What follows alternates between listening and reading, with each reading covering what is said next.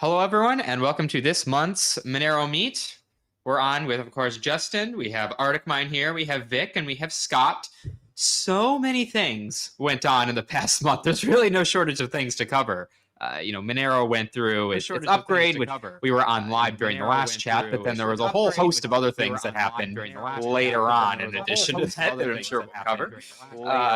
We had Grey Hat that happened, a bunch of other network events occurred, so tons of really awesome things happened in the last month. Some not so awesome, but we're here to talk about them anyway. So of course we'll start with introductions, but these Monero meets are supposed to be pretty casual. There's supposed to be an opportunity for you, the viewer, to ask us questions, and we'll be able to answer them. I am paying attention to the live chat as it is coming in, so yeah, ask away. We'll be able to get to them. Of course, my name is Justin. I'm an organizer of Monero Space, and I am the organizer or creator of the Breaking Monero series, something that you may have seen on the Monero Community Worker channel. Arctic Mine, what about you?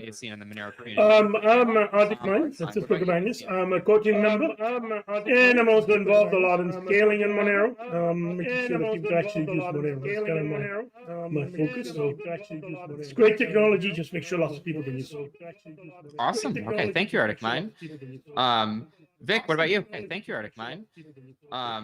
Vic, what about you? Hey, thank you, Arctic Mine. Vic, what about you? Hey, thank you, Arctic Mine. Vic, what about you? Hey, thank you, Arctic Mine. Let's see. Hopefully, Vic is able to hear and present and join us in a second here. I want to mention this Monero Meet is sponsored by Limoncello LaCroix, which tastes like the lemon flavor of every single bakery item you've ever had. Oh, wait, do I need to get one of those? One second. Do I need to get one of those? One second.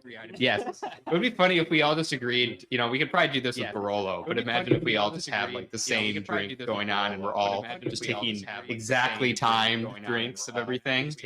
It would be fun. In the meantime, Scott, can you introduce yourself, please? In the meantime, sure. I'm Scott, and I have been doing localization work since the GUI beta came out circa early 2017, done random stuff helping out with DEF CON, and now kind of getting involved with Monero space infrastructure. Very, very awesome. All right. Very. Need Money 90. Oh, what flavor do you have of this totally mango? Oh, what flavor do you mango? Okay, yeah. You can see we've resorted to alternative forms of funding here in the Monero community. So yeah, it's kind of funny. Very nice, very nice. Hopefully Vic will be rejoining us. You saw him on for a second there, but of course it seemed like he was on a phone, so we might have had a few issues. But yeah, so many great things going on. Need Money 90, you want to introduce yourself in addition to introducing your, well, I guess after introducing your drink, which you already did. Who are you? There you go. I'm a moderator. Who are you? Banning and There you stuff go. in the community, so don't die. Who are you? Very, very cool. Hopefully we'll have Seth joining us also. He said that he was available, but is having a few issues with his setup today. So hopefully he'll join us. I guess we can start with some of the news. Like I said, feel free to interrupt with any of these topics, ask questions on any of these topics, or anything else. I would say that the largest, latest news is that Monero 0.17.1.3 or .4 if you're using the GUI came out that has better Monero protections against Sybil attacks. It has better support for natively connecting through Tor and I2P, so you don't always need to specify the node you want to connect to. We now have seed I2P and Tor nodes. Arctic Mine, if you could do me a favor and mute yourself, I think maybe that'll help out. And is my audio okay? Yeah, okay, there we go. A lot less background noise there. Yeah, your audio's Okay, a lot less background noise. So that addressed a few things. On this Monero Space channel, I uploaded a talk on Sybil attacks. Sybil attacks is a very broad topic, but it's specifically focused on the attack where someone would try to learn the real IP address that sends a transaction. So if you are interested in learning about that, let me know. It says audio audio is not And I working would like about to, that. Let me know. I would It like says to audio point is out not that working. this Let information me know. is at worst, I mean, the way that it's done in Monero is in addition to what's being done on other cryptocurrency networks. And the worst case scenario is that we fall back to the privacy or security assumptions of the lower levels. It's not like anything is like the civil attacks here aren't able to reveal any information that isn't already readily accessible on other networks. Got it. 1 second. I'm checking it. The audio seems. Sorry, I'm making sure. Okay, I think we're getting some like extra delayed echo, but it looks like we're actually fixed at this point. So sorry about that, everyone. It's always a learning experience. All right, let me pop back. Cool. Sorry, everyone. Thank you for letting me know. I assumed it was just some background noise, but now it's good to know that it wasn't. Sorry, Need Money, can you repeat what you said? Yeah, the civil attacks that we're protecting against right now are only revealing information that would already be pretty easily available on other networks. The security assumptions of our civil resistance, if that breaks, we fall back to the security assumptions of every other network practically. So it's not like this is super detrimental. At worst, we're falling back to what we already know. Dandelion plus plus. It's really sweet. Seth, thank you for joining us. It looks like you got everything working on your end, or at least fingers crossed. Do you want to introduce yourself too?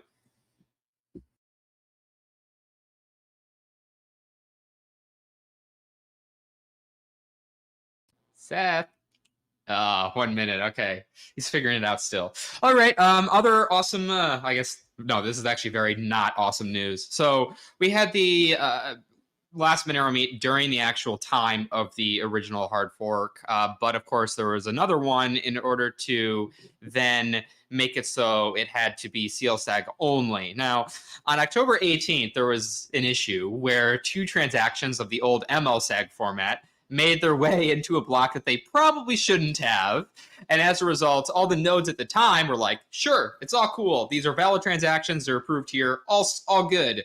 But all the nodes that were syncing and had to catch up to that point, if it was a new node or something else, those nodes are like, hold on, wait a minute, we're not going to approve this. Bad, right? And so 1 second, Justin. We're getting a complaint of audio duplication.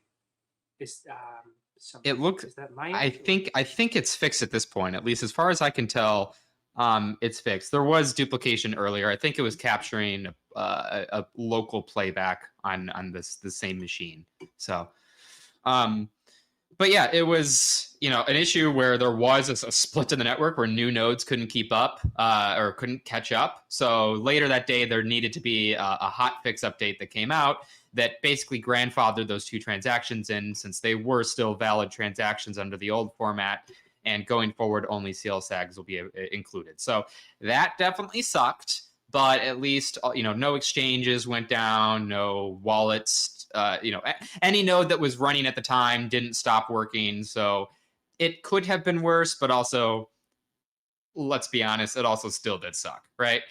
Anyone else have any comments on this particular block sync bug with those 2 transactions that made their way into a block that they definitely should not have? Not specifically on this, but I am ever reminded of the quote that this is like doing mechanical engineering on a plane that's in flight. Yeah, like we're trying to replace parts and the things in the air, and it's a little difficult. Indeed, and we also got a bunch of complaints around the same time of low or long network transaction propagation times, and so we bumped with that same release the default number of outgoing connections in order to try and make it so people's transactions are better relayed. So that was also included in that release. Other news, Gray Hat happened. So you have a bunch of talks on the Monero Community Workgroup channel. Those are mostly in the form of the live streams at the moment. I'm still going back and forth a bit with Diego in terms of how exactly the cut talks are going to be uploaded and where. I uploaded the ones that Doug and I did, and also the Samurai Wallet one to the Monero Space channel. but they're all visible. They're there's recordings available for you to see. Arctic Mind, how about you talk about what you gave a talk like you almost always do about fees and block sizes. Can you talk about your your fee calculations and where they've evolved since? Yes, I mean, what I looked at, and it's quite interesting, is the question of what happens when you increase adoption, for example, in Monero, Bitcoin, any other coin, and what's the impact on price? And whether it basically goes as a square of adoption or linear adoption or somewhere in between. And I did an analysis on a series of coins, and they all came in the sort of the 1 to 2 range, so between the linear and quadratic. But there were some notable exceptions, particularly Bitcoin since 2015. It went like as a quartic, as a power of 4. So you got this massive increase in price, a relatively low increase in adoption. Of course, that's because of the restricted block size in Bitcoin. But it comes back to the question of how do we set the fees in Monero?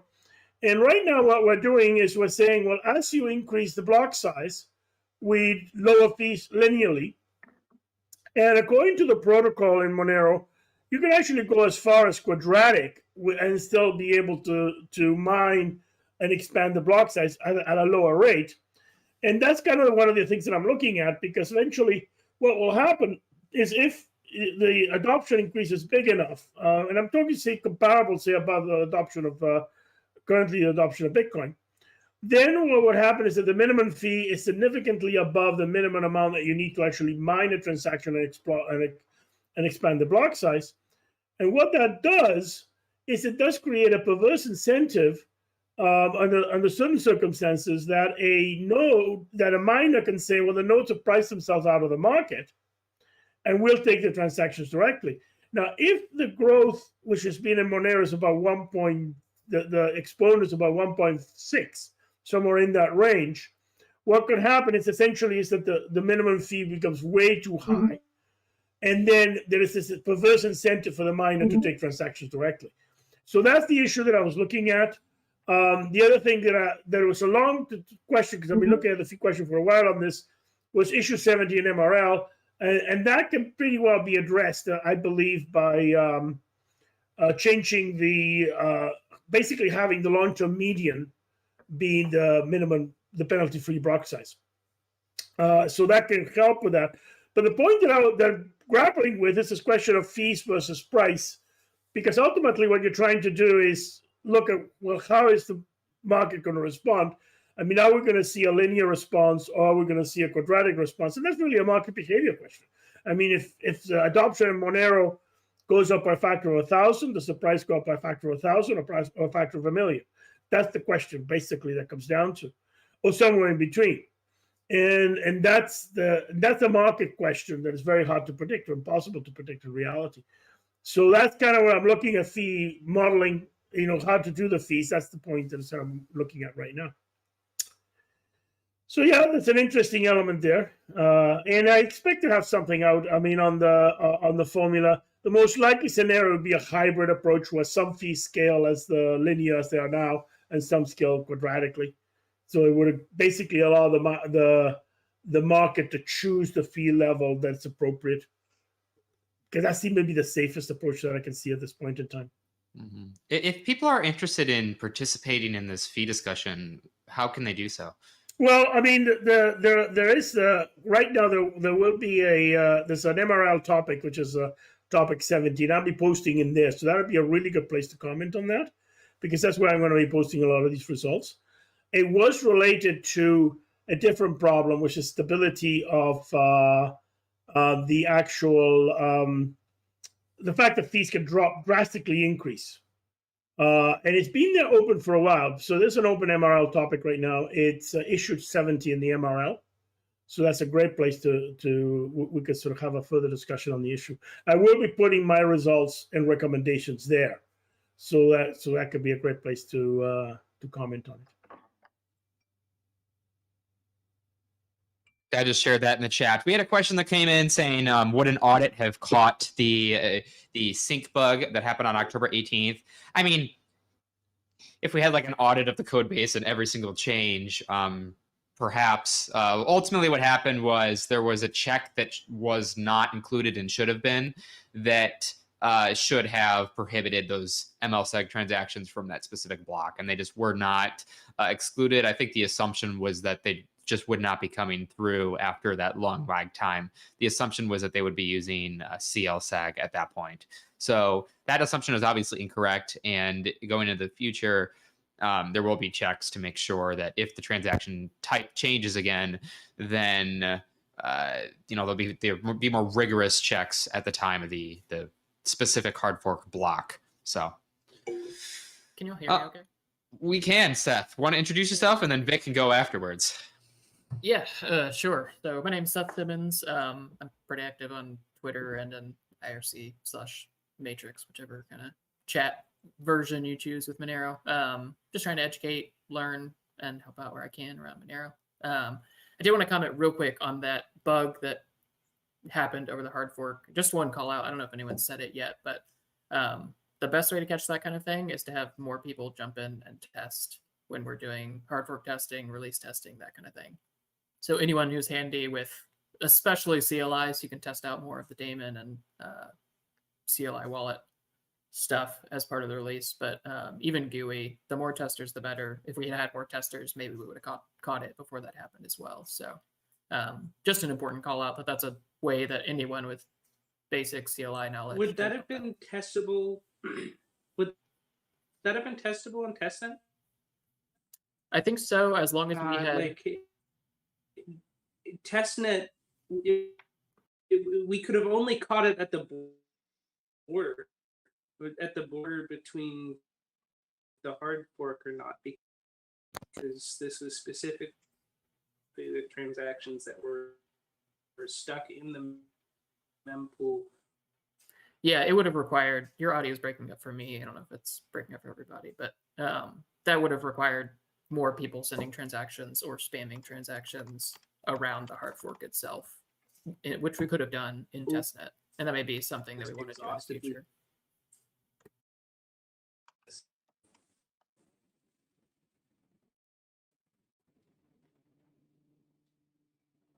You cut out, Seth. What was that? Is everybody talking? I think I'm Justin's getting muted. still the static, the breaking up. I think the problem is bandwidth, and that's distorting the audio. So if you're having audio problems, I suggest going, taking the picture out and just transmitting the audio screen. Okay, I don't know what just happened. In the meantime, is your lips moving, but I don't hear any. Okay, now I hear you. Okay, Vic, do you want to introduce yourself? Yeah, I'm Vic Sharma, founder of Cake Wallet. So, I mean, I think it's quite interesting, especially for us, everything we're discussing here. It seems we always end up launching a major update around the same time we have the fork, the hard fork, and at that time it gets difficult to figure out, okay, is it Cake Wallet that's having the problem, or is the problem because the nodes are acting crazy, or for example, this morning we woke up and our node provider is xmr.ru, and we're flooded with support tickets that it's not syncing all the way. There's always 300-400 blocks left, and we tested ourselves on different phones and devices, and we even looked at Monero and the GUI, and they were having the same problem. So yeah, I mean, even for ourselves, I'm not going to say anything about the Monero code, but even for ourselves, definitely rigorous testing is important. I mean, we had a rough week. That's why I'm sleepy and tired. Yeah, so I agree. I mean, I think all over, I think we could do better testing, be prepared for things like this. Definitely was a learning experience for us.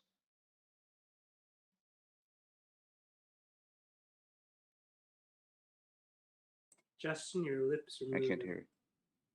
You're right. I keep forgetting to unmute myself. But yes, I think you're right. There's many areas of improvement we can make. And I think later we can talk about one thing that we would like to add to help scale the amount of support that's available, not just for Cake, of course, but really for every wallet. And of course, we'd love to have Cake be a part of it.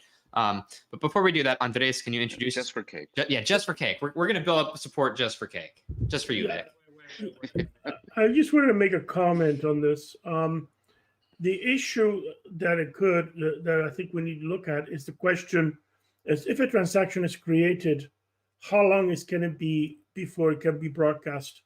And when we're doing hard forks, there's a question of grandparenting transactions, and that's kind of the issue that occurs. Like if you hard fork, then for how long are we going to allow the past transaction to go through? This came up a bit when I was doing the fee stability work, because one of the questions I was raised in the issue was what happens if somebody, say, has a multi-sig transaction and they want to, and it sits there for a month or something like that, and then it gets released. And so how long do we want to grandparent a pre-existing transaction when we change the transaction format in a hard fork? And that's the question that I think is an important one, especially with multi-sig, that we're going to have to address.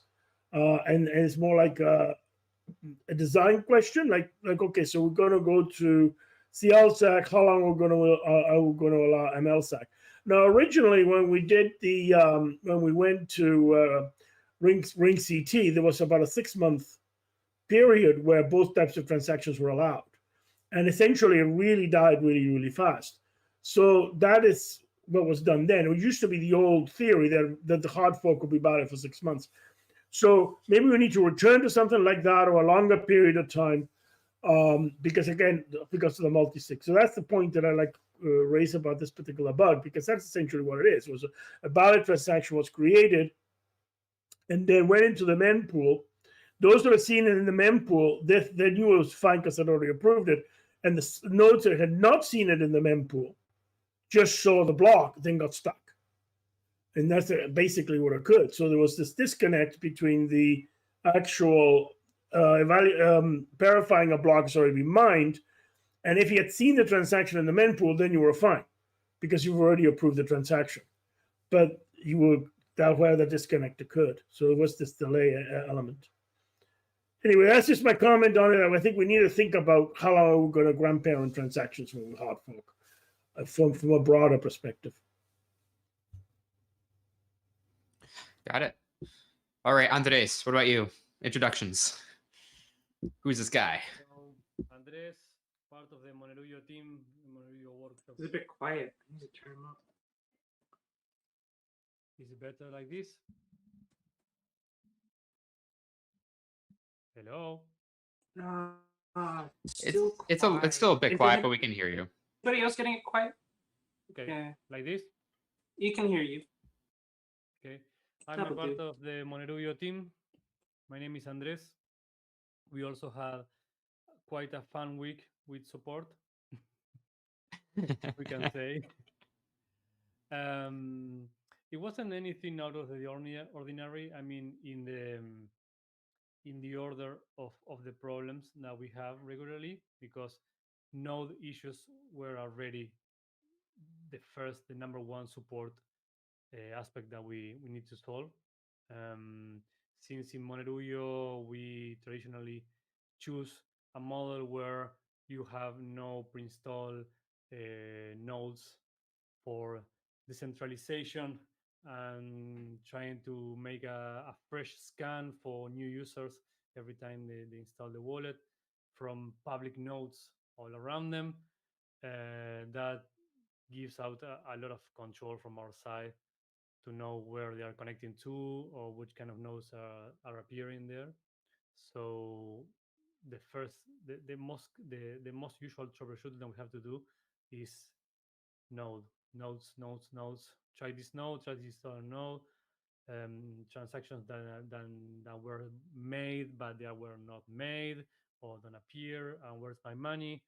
Those kind of issues. But it's mostly nodes, and we are addressed that, and they tend to solve using like known community trusted nodes, and we are addressing that in UX wise with some upcoming changes on the node interface and and the way that Monero handles that.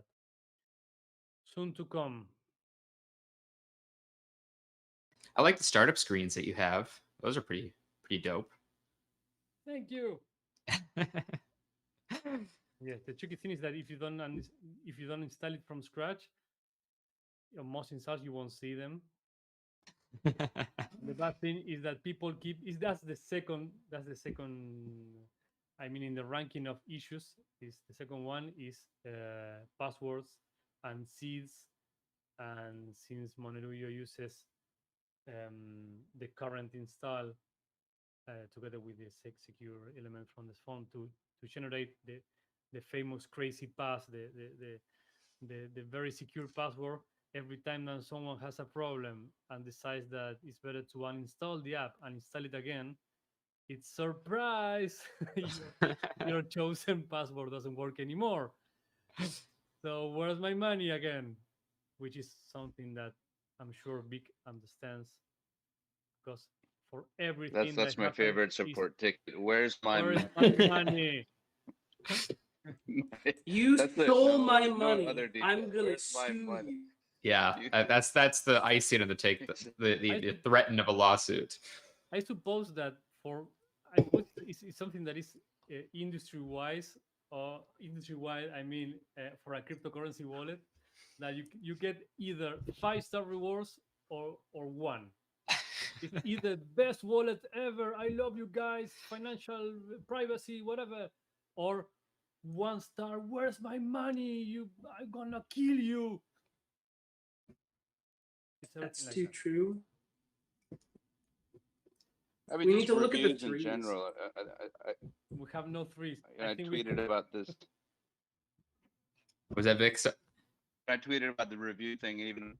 I said even on our Telegram channel this morning, I was talking about. I think in general, where you take restaurants or shops or anything, people are more apt to write a negative review. Be motivated to go write a negative review. Well, I'm going to tell these people off. But if everything goes great, everything works the way it does, they never think, oh, wow, let me go write a good review. So I think that system, I don't know, maybe in the future, somehow reviews and things need to be overhauled, or who knows? Something new has to come up, I think. You could just repeatedly have a pop-up in Cake that asks people to rate you 5 stars. or your money's lost. Yeah. Or your money's gone. Rate it 5 stars or our support won't be there. Please do that so we can say that doesn't happen in Monero. We are not asking for your review. That's so annoying. Like it's so annoying. No, I absolutely hate it when apps do that. And when Yes. I'm like, or when they even use a dark pattern. Hey, what would you rate us? And then if you give a 5, they direct you to the app store. If you give a 1, they just don't. no. But see, Well, I that's put not 5s there, and then I go to the app store and I rate 1 for dark patterns. Like, yeah. Then you have to make a public review. I don't know. Yeah, and we like to do giveaways, right, on Twitter and all that for our users. So on Telegram, I put a joke saying, "Hey, give us a good review." You're talking like something. send 1 Monero, get 2 Monero back. Exactly. You're No, talking about like the send 1 Monero, get 2 Monero back. We're gonna do that with Elon Musk next month. So. Yeah. You get back in Monero the amount of stars that you give. Yeah, then Knife of Pie quickly sends me a message saying, "Hey, you're not allowed to pay for that. Could be construed as you're paying for reviews." I was like, "Oh," quickly deleted that giveaway. Yeah, fun stuff.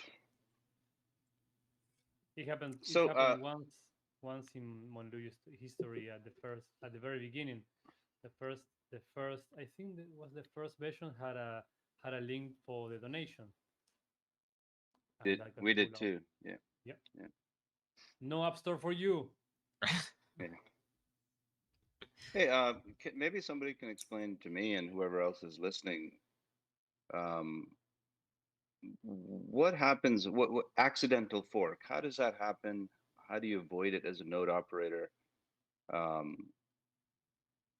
mean, I guess that's what happened this morning with our node provider this morning, it seems. maybe somebody more technical can answer that. So accidental forks there's many different versions. So it depends on whether you're talking about a fork that's caused by an eclipse attack, where you have a network partition and one part of the partition isn't receiving blocks from the other. Another accidental fork would be two different versions of the client that have, say, written in different languages because people want decentralization, and then suddenly one of them You're has breaking up. Are you different breaking up just for me or for everybody? rules on an edge case, and It's breaking up for suddenly everyone. half of the hash rate is sitting on one of those.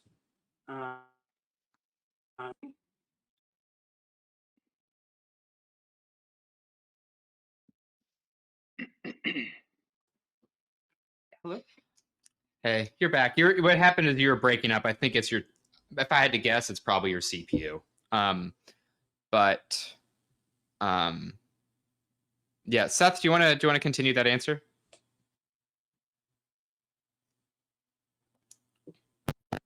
So the question was about how. Video? Yeah, How to prevent accidental forks. Yeah, you Go for it. need to qualify which kind of accidental fork we're talking about here. Because there's some that say would be caused by an eclipse attack where you have a network partition and some nodes on one side of the partition aren't receiving data from the other side. Another type would be where you have two different nodes that have slightly different consensus rules on an edge case. And so the blockchain diverges at that point where you have miners on two different versions. Like the type of mitigations for accidental forks, quote unquote, depends on what kind of accidental fork we're talking about. Hopefully that didn't cut out. It's a lot better. Yeah, so I think, Vic, you're probably seeing degraded performance just because nodes are being weird. So the best way to try and prevent the forks is to make sure that you bump your outbound connections. When I realized that the Monero network was having a few issues, I set up a node and set it up to have like 200 outgoing connections, and it was open, so it was also accepting incoming connections. So I had I don't know, 400 or more connections on this node, and it totally destroyed my bandwidth cap in like 2 days. But it was connected and it didn't fork, right? So it's very unrealistic for most people to do something like that unless they have an unmetered connection. But the best way to make sure that your node doesn't fork off is to make sure it's well connected to other nodes, not only connected to nodes that are trying to screw with the network. I mean, that's the high level explanation, at least. Yeah, I just got a message from De Bruyne, if I'm pronouncing that correctly, on IRC that why aren't we running our own nodes? And we used to run our own nodes in the US, UK, Europe. But it was just, with our limited staff, it was just too much to, update the app and update the nodes. So, but I think after what happened today, we'll restart our nodes. Yeah, the Monero network's definitely going through a bit of more of a tough time than it has in the past. But the good news is that, Dandelion++ is here, and it provides built-in protections such that this is far better than it could have been. And I know that's not exactly the most a statement that puts everyone at ease all the time, but the network's doing what it can to protect individuals, and every other aspect of Monero transactions are unaffected.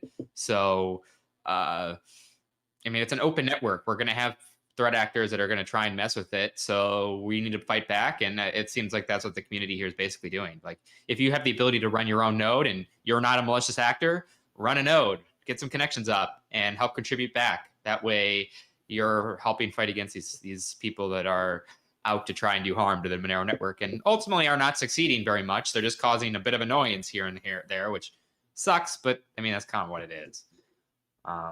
Yeah, I think it's really important to note what you just said, that it's a permissionless peer-to-peer network. This is one of the big downsides of doing a permissionless peer-to-peer network. but the upsides far outweigh this issue. And obviously, this could have happened in Bitcoin, could have happened in Ethereum. It could very easily happen to most other networks. I mean, Monero has vastly more nodes than most other altcoins, if you will, or other non-Bitcoin or Ethereum networks. So it even does better than most at handling a Sybil attack like this. But this can happen to any network like this. And I think it's a great chance for everyone in the Monero community to dive in and try to see what we can do to mitigate it. And a lot of that's been done by devs and a lot of different people hopping in to try to problem solve and figure this out. But part of it is just the annoyance of peer-to-peer networks that can be Sybiled because anyone can spin up a node and anyone can join the network. So definitely something we need to keep an eye on, and something that I think is a kind of a frontier that hasn't been explored at length, is finding ways to prevent this type of attack. There's some ways to mitigate it, but there's not even really a set way to, just do this and mitigate it. It's something that's a very tricky issue to solve. So obviously Monero is working on it. I made a suggestion in the Research Lab channel. One question that I would have for that is, what is actually the motivation behind this attack? I mean, why are people? What's the incentive to the malicious node operators to do this? I mean, some people have incentives, but I think in this particular case, there isn't an incentive. So, I mean, to some extent, sure, but like to another extent, like Cypher Trace said during the interview that they are. I mean, I don't believe they use words to describe them actually running nodes, but they did refer to some way that they're trying to look at the network, which would suggest to me that they're running nodes. And I think they used the word active, didn't they? Yeah, they said things like sending transactions that they would do. I think they said something else about. Basically, it seems to me like they're probably running nodes, but they're probably not the ones that are cutting off the stem of the broadcast. They're probably just collecting info. Other attackers are going to try and cut off the stem, like the certain other attackers that we see on the Monero network are currently doing. And I think to some extent, these people they're just going to be around and they're just going to be annoying on purpose. And they don't even to what extent can we even attribute it to an incentive? Like they're just going to be here trying to do this no matter what. A healthy little dose of resilience boosting right from time to time. Immune system. We gotta build up an immune response in order to actually keep our network. Well, I do agree that the more levels of resilience we build into the system on every level, the stronger the network is going to be. And so it's one of those things where every single pod actually adds resilience, even though each individual pod isn't going to have a big significance, the whole can have a real impact. So I mean, I think on every level we need to look at how we can increase resilience overall. And running your own node with the open ports is one way to do it. Yeah, probably the things that we have seen last week, especially in Monero, is going to push some people to at least consider running their own nodes again.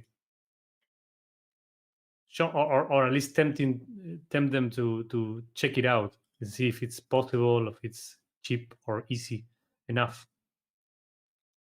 Yeah, I think it's a good chance to push more people to run their own node and give them the twofold benefit of not only are you protecting yourself and your own privacy, you're also likely giving yourself a better chance at a performant and responsive node because you can make sure that it's running.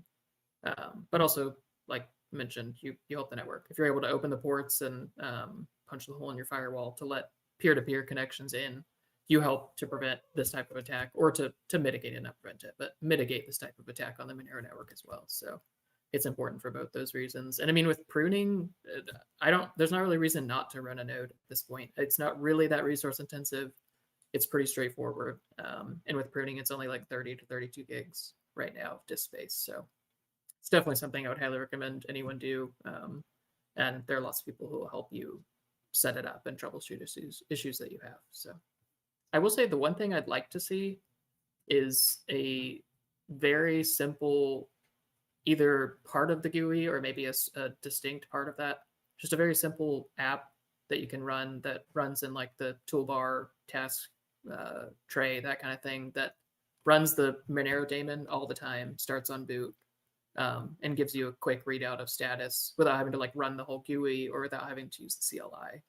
I think that would be a really nice feature to help people maintain a Monero daemon all the time without necessarily running the GUI or running a server or something like that.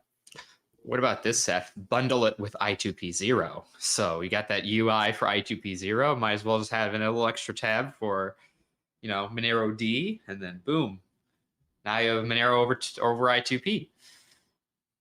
I mean, that'd be nice, especially if we could do something that's I2P and Tor and the Monero daemon, and it controls all three processes, spins up a Monero daemon that is connected over Tor, I2P, and ClearNet, and then runs in the background easily, starts on boot, that kind of thing. It's definitely something outside of my skill set right now, but that might be a call for someone who has some app dev skills and wants to create something that's helpful. You know what? What it's also very nice. I have a Monero box here at home. Remember that? Remember those? Okay. Conceptually, it's a great thing. In practice, you still have to plug it in and out several times and turn it off and on again and stuff like that. But in the same spirit of the easy toolbar app as a node, a little hardware device is also very nice, just to put in next to your router and make it work all the time, even when you have your computer off. Yeah, my Monero box died and it just won't come back to life. We're really leaving a glaring review. 1 star. Yeah. You never heard me complain. Yeah. I couldn't get it past the fork. I'm still trying to get it past the fork. But It is funny. We're complaining about all the other users for rating things 1 star. Where's my money? And here we're like, yeah, it broke, but like, it's fine. Oh, it doesn't even run. It's fine. it's part of experience. I was thinking that. Yeah. It's like when you buy a classic car and you just sort of hope it Yeah. breaks down, so you have to tinker with it. It's always an opportunity to learn. Indeed. Wow, I was about to get very annoyed with this piece of hardware, but I'm taking this as an opportunity to learn. I wonder if they sell computers. It's basically like an Ubuntu machine where everything has gone wrong with it and you have to fix it without doing a total reinstall. Like you have to go through and like change all these parameters. Be such a troll. Mm-hmm. Anyway. Now, something that I've noticed with the whole chaos of the past week is that clearly the bar is set very high for Monero privacy-wise, because as Seth here said, it's like this is expected. This kind of attacks is expected on any peer-to-peer like distributed network, and I am guessing that with 2 or 3 articles that basically all of them say the same, like Monero is broken, privacy is gone, something like that. Maybe they got our IP addresses. Yes, they have all your IP addresses. Maybe in some other cryptocurrency that doesn't fly a lot. It's like, well, I don't care. But people that are already on Monero, or at least interested in Monero, are doing it for the privacy. So they read privacy something, and it's like, wow, what do they know? What do they know? No, I think that's a really good point, that it's good that in the Monero community, if there is a potential concern where someone's privacy, let's not even say has been compromised, but has a perception of risk, right, or is at a greater risk than they were expecting, people, like alarm bells go off everywhere. And I think that's good, right? Like it shows that people trust the software, and we need to make sure that we take that seriously. Hey, it's Miss. How are you? Nice Carhartt hat.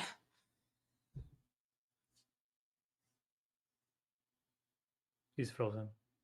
It's frozen. I think he died. Oof. He's too My cold. connection is really He's bad. too So I'm cold actually where having a he hard is. $10 state. His router's frozen. It's Probably a almost Monero screen box. OBS Ninja has no bugs. No bugs at all. Has no all the bugs are your own fault. Yes. According to them. And they punish you for your own faults. So I guess on a similar note, on the topic of support, in the Monero space ecosystem, we're really trying to get additional resources up. One, of course, was the Monero Flarum forum that is available at forum.monero.space. That is currently up. It's an alternative to Reddit for people to comment. But we're also trying to get a chat route up, and that's a live support system. And what I think would be really nice is to have people like the Monero team involved, have people like the Cake Wallet team involved, and that way we sort of get tickets, so to speak, where people may message the Monero Twitter account or the Cake Wallet Twitter account and say, hey, I have a problem with this. And then we can be like, oh, let's pass it along to this appropriate support team, or let's reply. And that way it's an easy way for users who want to get more involved but potentially aren't coders or don't really know how to get more involved. Well, now we have a direct path. If you want to help, you can learn about Monero, pass like a simple test that shows you know how to provide basic support, and then boom, you're able to help out and support people. What are our thoughts on getting this up for people? Before we discuss that, it looks like Isthmus is here. No, he was just moving on camera a second ago, and he's not on. He's moving for me still. Isthmus, want to try talking? Hello. Can there you go. You're good. Yes. Sorry, I have no clue what the internet is a disaster today. Now that might just be OBS Ninja. I'm gonna be honest here. I also only have 47 megabytes. Well, I have 48. Yeah.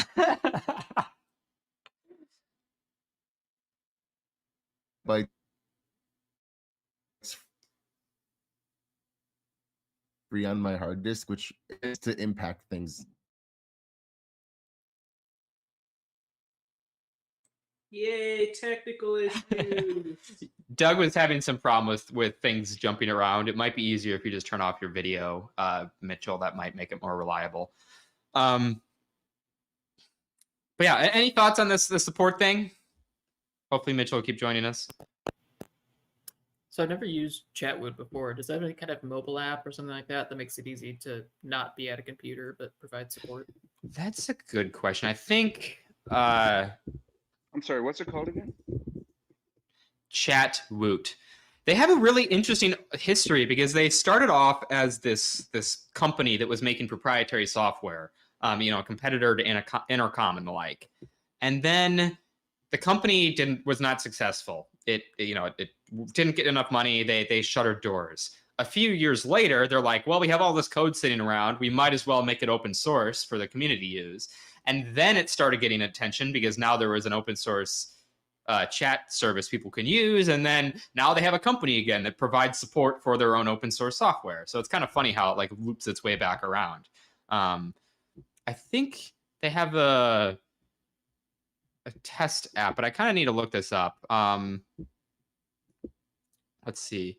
They have an app on Android. Yeah, they have an Android app. The first stable release came out on October 16th. So this is bleeding edge stuff. 1 month old. I don't know if they have an iOS app though. What can go wrong? Let's see. No, yeah, supported iOS version 11 plus. So yeah, it's on the App Store. So yeah, there are apps now. They're newly released. So I think we'll do some testing, but the hope is this way we can scale up the reports because Doug, want to give a quick comment on the number of support threads in Monero and Monero support?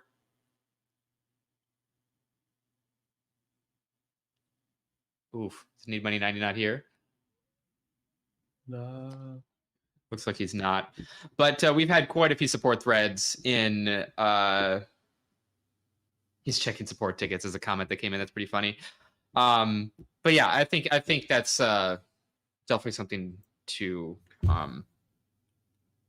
that I think will at least help on the user experience side. If people do need support, I hope that we're able to figure out quicker when people have issues and be able to address them across the whole ecosystem as well as we can.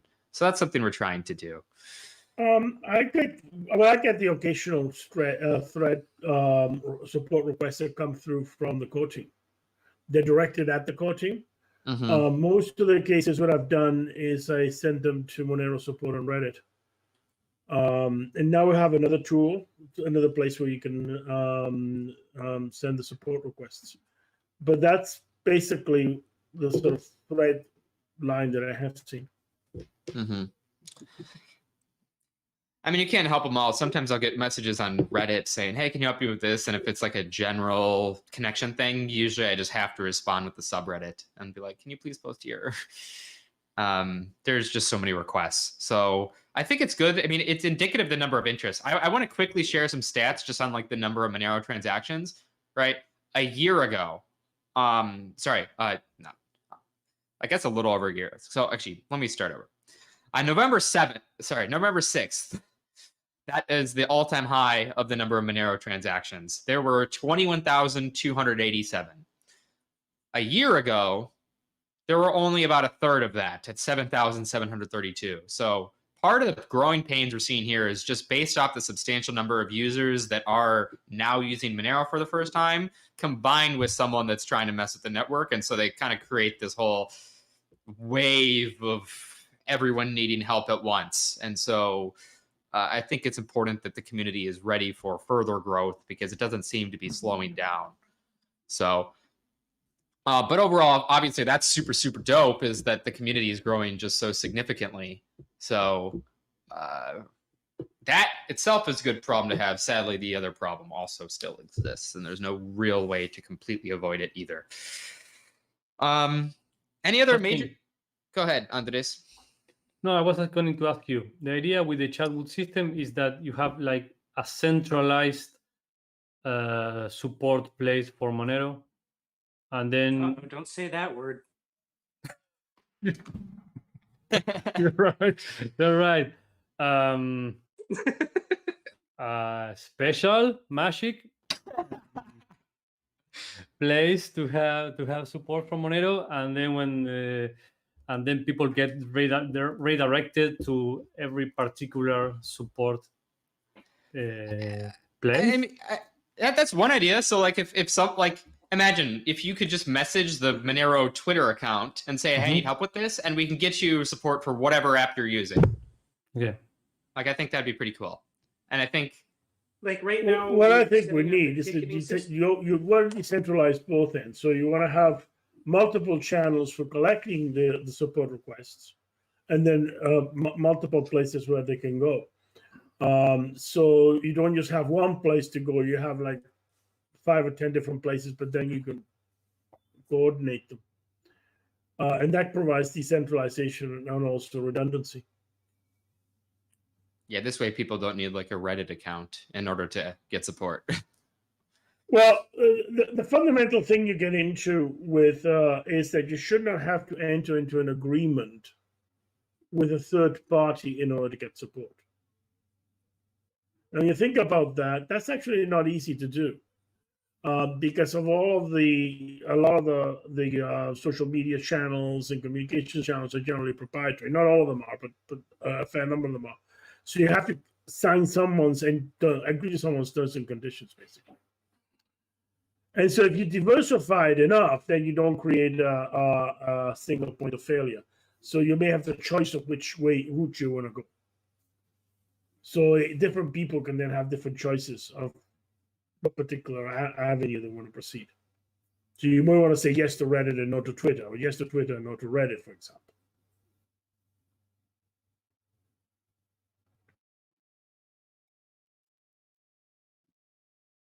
Got it. We're getting near the end of the hour. I think we'll probably go a little bit over if you're able to stay on. Otherwise, of course, it's good to have you here. Are there any other major topics that people want to cover today? There are tons of news we didn't even get to. I do want one final thing. So yesterday, I found out, like for the first time, that when you use a Mac computer, it sends the hash of every application you open when you open it to Apple. And that includes like the Monero GUI, for example. So when you open the Monero GUI, it'll send the hash of the application to Apple. And there isn't a really good way to get around this. and your some device What happens if the identifier computer's offline? information and Does your it just IP. store it and then send the hashes afterwards? I'm not sure what happens if you do it offline, Arctic Mine. I'm not sure. But yeah, as Doug was saying, it's not just the hat. Like it obviously needs to receive your IP address from some capacity, right, in order to get the message. We're able to still log that, but it additionally asks for things like what city you live in and your country. It asks for this info also to be sent in terms of the package. And it's so basically Apple now knows when you've opened your Monero. Yeah. How many times you've opened it, every single time you've opened it, and like any time you've opened any other application on your computer. And it's sent to a centralized source from all the different apps. This is just they are now collecting this information. Every single thing that you ever open on an Apple computer now, Apple now knows that you have opened it, when you did it, where you did it, and what your device identifier was. Yeah. So just to hammer that point home. Yeah, it's so what Apple could do, and not only just Apple, but Apple and anyone who they share this information with, or collects the unencrypted message that is currently sent to them. I assume maybe they will decide to encrypt the message sent. I hope. Oh, right. But at the moment, it's unencrypted.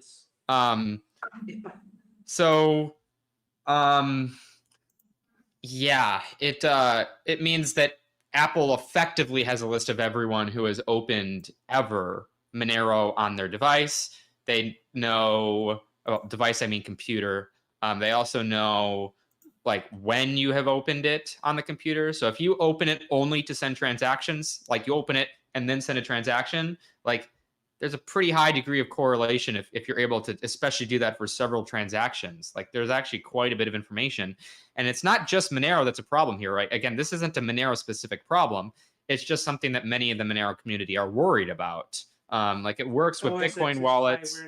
It works with Bitcoin wallets. It works for targeting people who use Tor. Like they have all this information. And I just want to make it very clear to members of the Monero community that this is a pretty significant sharing of information.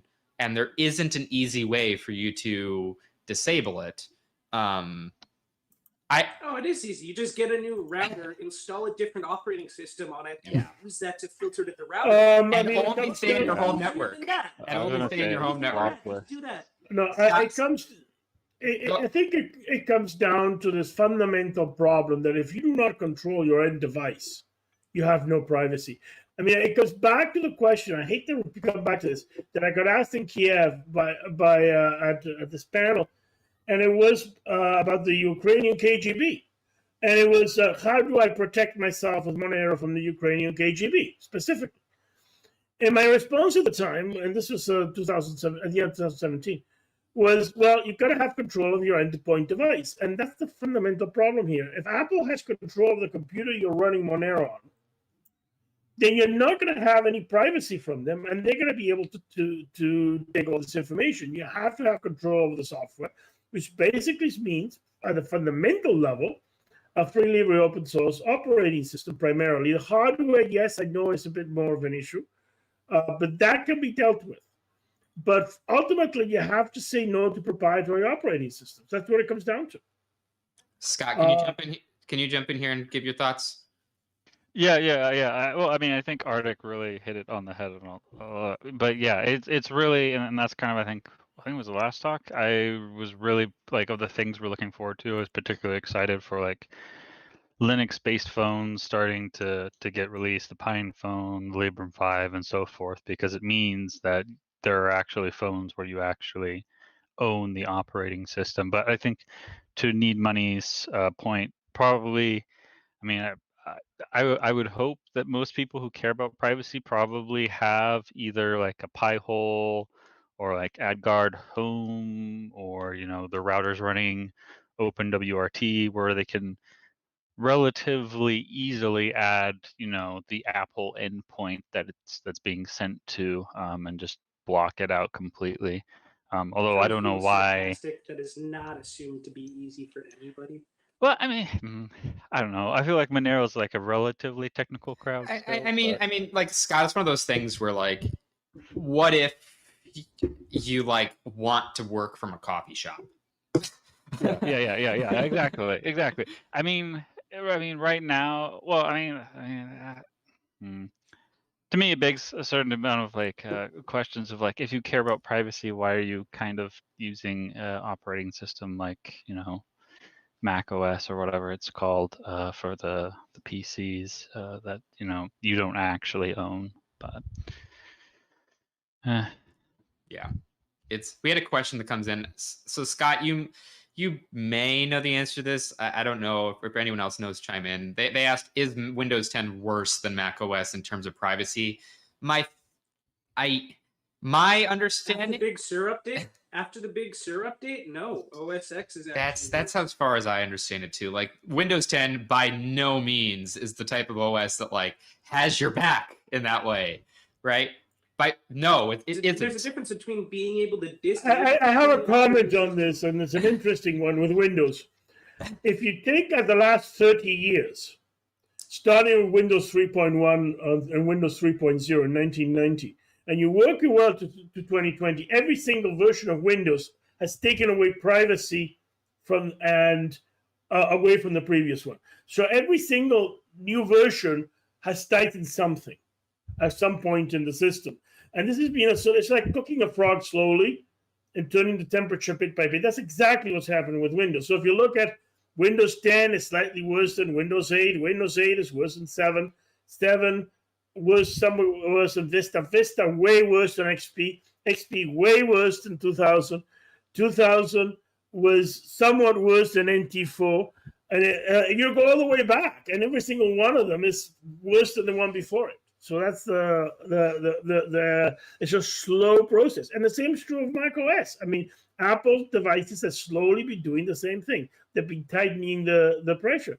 And if you look at, say, mobile versus desktop, laptop, the reason it's way more restrictive on phones and tablets is because it came out into the ecosystem a lot later. So the laptops and the desktops are still have a lot of legacy from the 90s and the early 2000s, and the mobile devices, they added all this stuff on. So unless you go to the open source solution and the freely open source solution, these proprietary ones are just going to get worse with time. That's basically the trend for the last 30 years. That's all I can comment. I will comment too briefly in terms of like what was worse in privacy. So like one of my biggest gripes I think they changed it maybe a year and a half ago, was that Windows 10 Professional, which retailed at least at launch, like the codes themselves, if you didn't get the free upgrade from from 8 or 8.1, like came with a whole bunch of like not vaporware, spacing on the term, but basically things like Candy Crush installed. So you would pay for $200 for professional license to have like Candy Crush installed, and it would take up space on your like start menu. So when you'd hit like the meta key or whatever, and you'd have your programs. Amongst them would be like Candy Crush, and all this other junkware kind of stuff. So that was kind of one of the big misses that I was surprised to see with Windows 10. But so yeah. Would you recommend if someone knows nothing and is currently using a Mac and is like, oh, this freaks me out and I should do something, like would you, in your opinion, is switching to Ubuntu good enough, or at least a substantial enough first step, or is that not far enough and you think you really need to make an initial first step? At this point, Canonical has been going in the wrong direction, I think. Agreed. I'm not sure I can in good conscience recommend Ubuntu as being a bit I'm going to comment on that. I would say that wait, Arctic Mind, sorry, you probably can't hear Doug, but he was talking. Go ahead, Doug. Yeah, I mean, I'm kind of stuck in the Ubuntu ecosystem because I've been using it since, I think, 9.0. And I've gotten very used to it. And just, as Arctic Mind mentioned before, with the frog and boiled water, it's just slowly gotten worse, and they've been adding no sound to it. What? For some reason, Arctic Mind, you must not be able to hear Doug, which is probably not a problem with OBS Ninja, but he was saying he's been using Ubuntu since 9 and is disappointed at the direction it's gone. So I guess, which ones would you actually recommend people use that aren't, so big of a step that people probably won't be able to pick it up? I think Red Hat is probably looking like one of the better choices right now. Agreed. Yeah. I mean, yeah, basically Fedora, which there's a bunch of different spins. So if you prefer the, KDE kind of desktop environment, there's a spin for that, that kind of thing. So I've been hearing good things about Red Hat and Fedora as well. So Okay. if I was to change, it would probably be to RHEL. Okay, Red Hat or Fedora. Okay. Yeah, it really sucks that Apple has gone this direction. I hope that there'll be enough pushback that they will scale this back, but who knows? Hard doubt. Apple has always been really good at listening to feedback from its customers, of course. So yeah, we'll see. Any final topics that we want to talk about during the coffee chat? It's been about an hour here, so we should wrap up. The meet, the Monero Meet. Meet. Yes, the Monero Meet. Yes, years of saying coffee chat. Monero Meet, which is effectively the same as a coffee chat.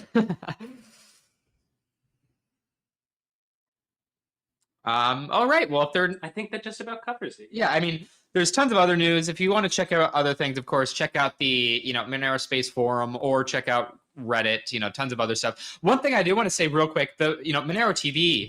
This is an initiative by Gionic, part of Monero Outreach, I believe. At least I think the initiative is part of Monero Outreach. But they now have a YouTube. They uploaded an Andreas Antonopoulos introduces Monero video that got a decent amount of attention. It trended on our cryptocurrency. We sent out a Blockfolio signal for it, and it got a good amount of attention, and people seem to like it. So I encourage you to watch that 1.5-minute video. They seem to be putting out really nice clips, so hopefully that those continue. So that's my plug for this month, I guess. In addition to my LaCroix, which you obviously need to drink, and is the #1 preferred drink of.